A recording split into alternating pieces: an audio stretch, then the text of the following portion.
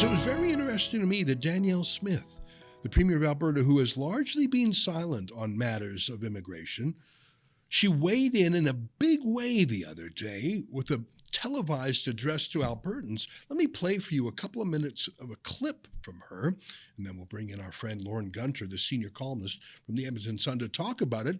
This is quite a bold statement. I'll let you hear it directly. Take a listen. Now, Alberta has always welcomed newcomers who possess our shared values, and we will continue to do so.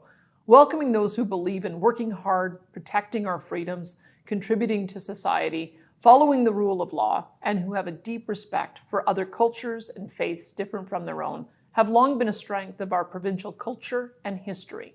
Equally as important, though, Canada's previous immigration policies under leaders like Prime Minister Stephen Harper, as an example, focused on ensuring that immigration levels matched our nation's economic needs and was commensurate with our ability to build enough houses and infrastructure to keep up with that growth. However, the Trudeau government's unrestrained open border policies, permitting well over 1 million newcomers each year into Canada, is causing significant challenges and has broken this delicate balance. These historically high immigration levels, especially as it relates to those with temporary visas, is exacerbating shortages in housing, job opportunities for young people, as well as health, education, and other social services infrastructure in a manner that is a severe challenge for all provinces to keep up with, including our own. This drives up the cost of living and strains public services for everyone, new Albertans, lifelong Albertans, and everyone in between. So I am joining with other premiers across our country in calling on the current federal government to immediately reintroduce sensible and restrained immigration policies, similar to levels we saw under Stephen Harper, so that all provinces have some time and resources to sustainably catch up with growth and to ensure those coming here closely align with our country's economic needs and our core values.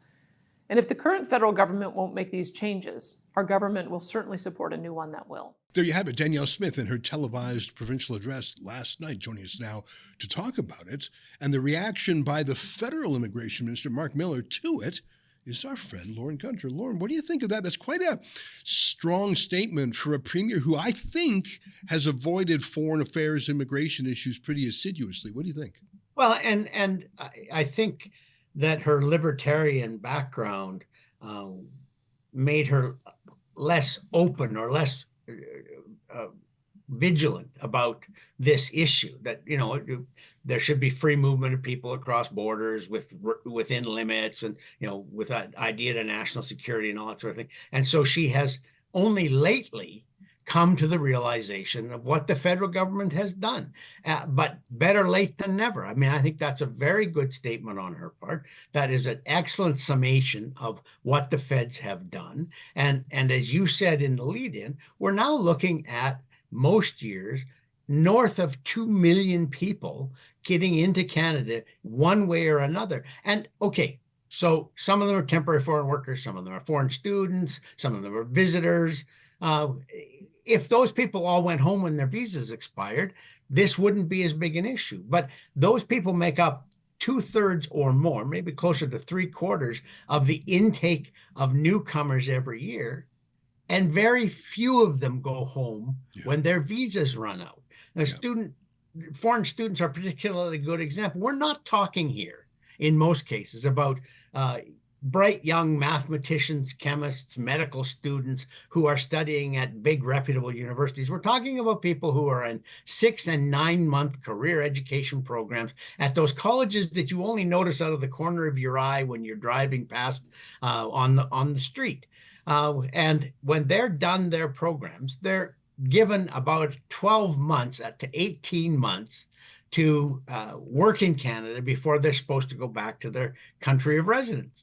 But that limit has been extended by the Liberals 5 times. And so you have an awful lot of people who came here, studied for 6 or 9 months in marketing management or some sort of well, let's say less than vigorous program.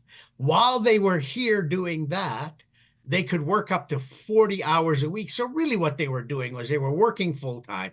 They were kind of enrolled in these colleges. And then when that expired, they were able to stay on for another year and a half, most of the time working 40 hours a week or more.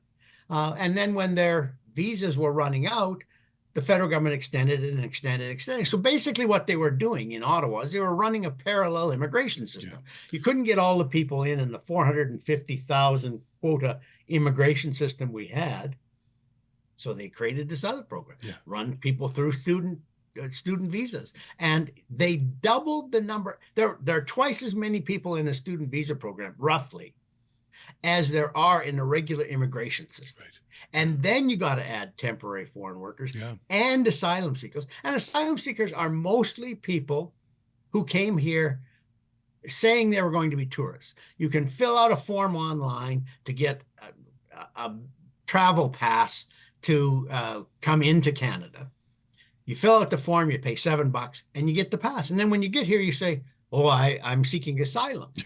And thanks to a Supreme Court ruling back in the 1990s, everybody who is on Canadian soil has the same right to legal processes, including having the government subsidize their legal defense. They have the same rights, even if they're only here on a visitor's visa, as people who were born and raised in Canada, or people who have come to Canada and become naturalized citizens. There is no advantage in the legal system to being a citizen of the country, whether you were born here or naturalized here.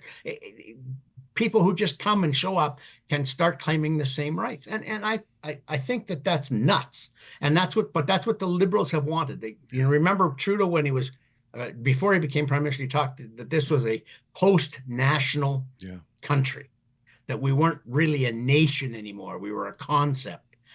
That's what he meant. We could absorb 2.5 million people a year and it would be fine. But of course, that's exacerbated inflation, and it's exacerbated the housing crisis and all sorts of other, like healthcare. The waiting rooms in hospitals are fuller than they would be otherwise because we have 2 million new people a year coming to Canada.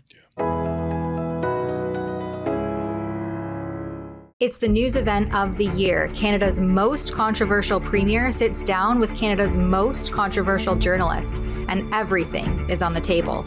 Come watch Ezra Levant one-on-one with Alberta Premier Danielle Smith in front of a live studio audience in Calgary. Nothing's off limits. Nothing's held back. Questions that would make Justin Trudeau invoke martial law. Answers that will make Stephen Guilbeault pee his pants. You're not going to want to miss this one, but you have to be there in person at the Rebel News Live mega conference in Calgary on October the 5th. Tickets are limited, so drop everything and go to rebelnewslive.com right now. Special discounted prices for Patriots and special extra high prices if you're with the CBC. Go to rebelnewslive.com now.